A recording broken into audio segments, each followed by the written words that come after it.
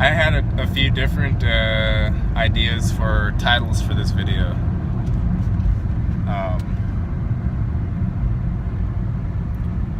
One idea was weed is my Montauk chair, and the second idea was trapped in the word jungle.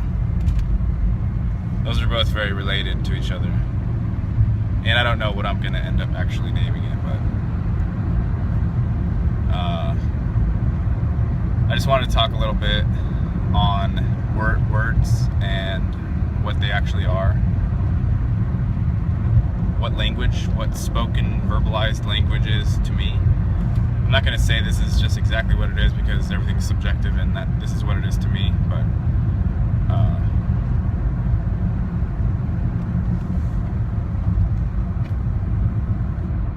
every single word that we speak, okay, we speak it just without thinking about it. We speak it automatically. We don't sit there and dig into our subconscious and find out all the energetic attachments that happen and that are activated when we say that word. Every single word is like that. Every single word has energetic attachments to moments in our past, and each word is a conglomerate of energetic attachments to various times in our past that we have associated with that particular word. And every time we say that particular word, it's like we're flashing the conscious screen with all of those energetic attachments, and it happens at a level that's much faster than our monkey mind, I guess you could say, can process. So when we're speaking words, we're doing something much deeper than it feels like. It feels like, oh, everything's just happening, we're just having conversation. Okay, that's fine and well when you're in this third density 3D world.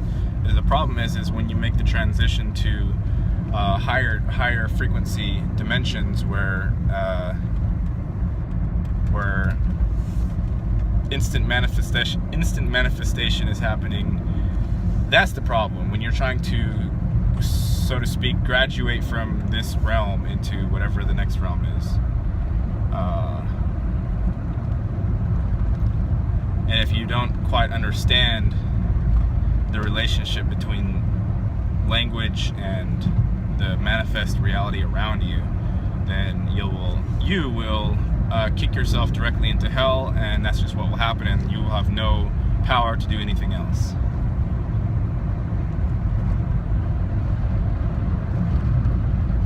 Sorry for that finger.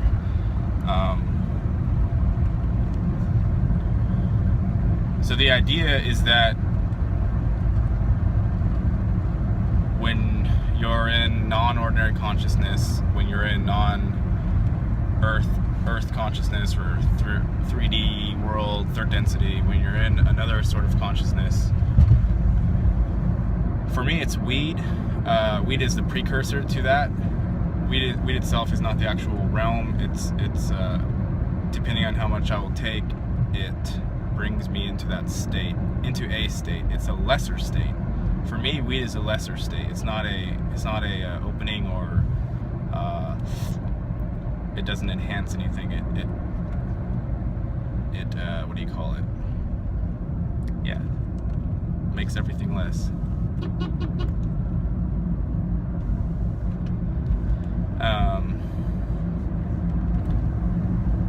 It condenses the feeling of the moment even more than it already is. And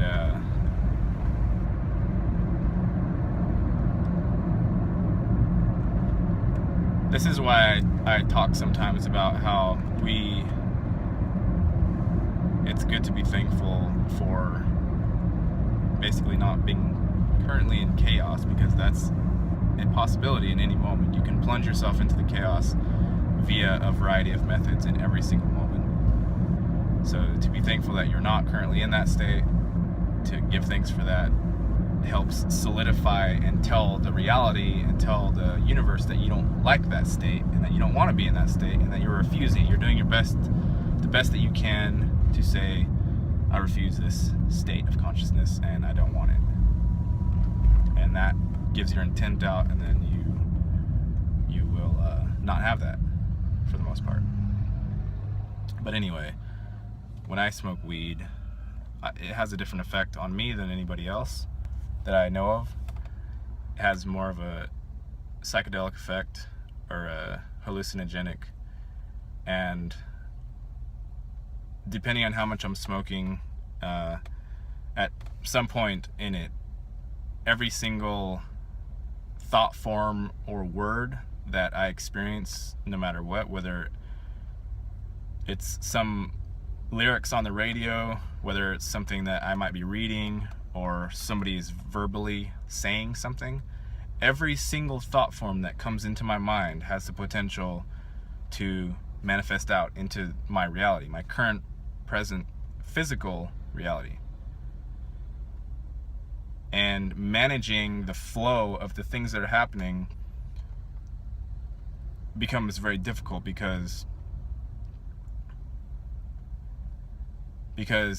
once you see what's kind of trying to happen, then you start thinking, okay, well, if anything comes across the screen, that might happen. So even hints at things, like if someone pulls out, a sharp object, and they start like talking proudly about their knife that they created, then guess what? In your mind, you start automatically thinking of all the possibilities that can happen with that sharp knife in this situation, and if you extrapolate the situation to include other humans. And guess what? That right there is horror. That's the horror show. Especially if you don't know how to control what's happening after a certain thought form comes across the screen, or after you have a certain thought, or you have a billion thoughts all at once. Imagine all those try to happen at once. That's why I'm saying it's dangerous. Okay, it's not fun. When you're in that state, there's nothing fun about it. It's for me, because I've been there before, it's a little bit of a matter of managing, because since I'm still in a state where memory is active or not active, then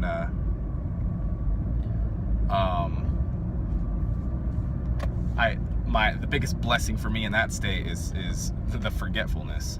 So if I'm having a bunch of ridiculous thoughts that I'm trying to keep from manifesting because they're horrifying, or whatever, me forgetting about those is the best defense to something actually happening.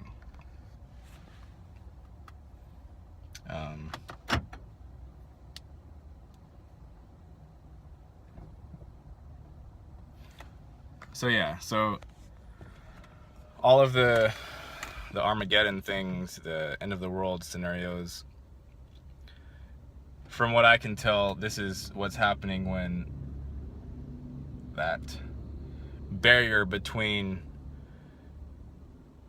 basically thought forms manifesting quickly is removed, and people just start manifesting randomly whatever thought comes through their head, negative and positive. So any thought form that comes across, like anything, literally anything. That's why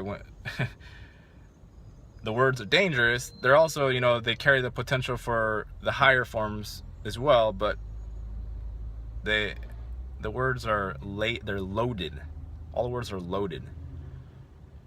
And if you're out in the forest, away from humans and away from, the words and the thought forms are less likely to arise in that situation, because everything's so pure and natural there. But if you're in the city and you're doing whatever your equivalent of weed is my thing that gets me to that state. It's also it's not a real state, so to speak. It's like a simulated state. I'm not trying to pretend that I'm all of a sudden popping into like 4th or 5th density, and where this actually happens and things remain. Like when you smoke weed and see all kind of, or you hallucinate after you come off the trip, then those things, you don't look around and find out all the carnage or whatever things you created that you didn't like. Those things aren't there anymore. So you created them only in the imagination. So I'm not saying I'm actually in these realms where you create these things and they remain as an active element of the realm that you're in.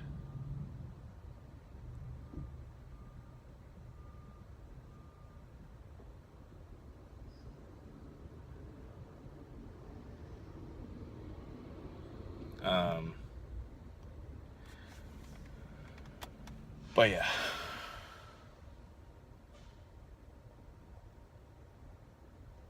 Words are their spells. They are magic. We don't really know what they mean exactly. We don't know exactly the power that words have. But they shape reality. Words themselves.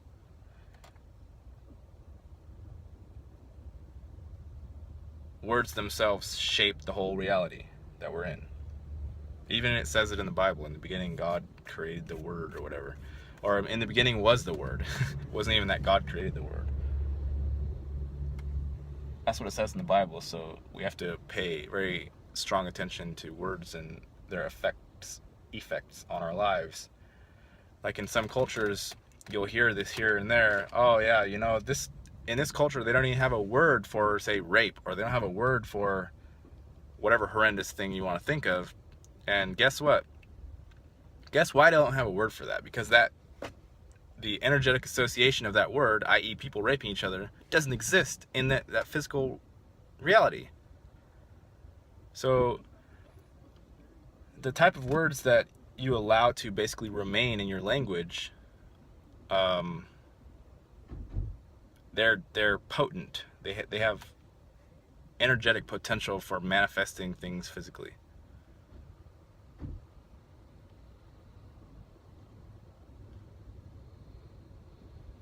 And I don't know exactly what to do about it, you know? Like, you can't go just erasing negative words out of the language. People are still going to use them. Possibly you could consciously adapt your own language to include only words that associate with things that you like, that are not horrifying to you, and sort of that will help create your reality in that way. But anyway, yeah. Just wanted to talk about words a little bit and what they mean to me. Let me know what you guys think in the comment box. All right, bye.